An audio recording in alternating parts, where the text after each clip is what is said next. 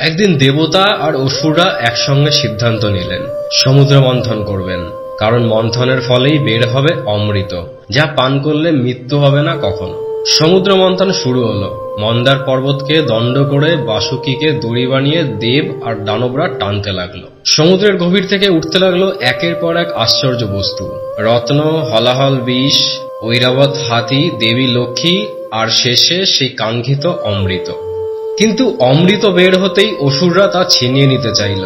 দেবতারা আতঙ্কে পড়লেন, যদি অসুররা অমৃত পান করে অমর হয়ে যায় তবে বিশ্বে অরাজকতা নেমে আসবে।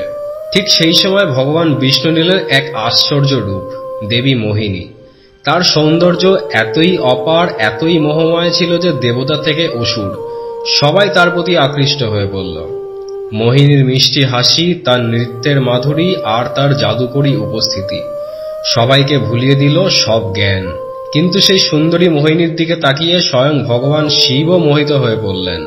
হিমালয়ের রাজাধিরাজ, যোগেশ্বর, ত্রিলোকেশ্বর, যিনি সৃষ্টির মোহে কখনো বাধা পড়েননি, তারও মন আকৃষ্ট হল মোহিনীর দিকে। মোহিনী আর ভগবান শিবের মিলনে সৃষ্টি হল এক অনন্য শক্তির সঞ্চার। সেই মিলনের ফলে জন্ম নিলেন এক মহাশক্তিশালী দেব সন্তান, যার নাম রাখা হয় আয়াপ্পা। দক্ষিণ ভারতের, বিশেষ করে কেরলে এই বিশ্বাস খুবই প্রচলিত। আজও শবরীমালা মন্দিরে ভগবান আয়াপ্পাকে পূজা করা হয়, যিনি ন্যায়, ভক্তি ও ত্যাগের প্রতীক।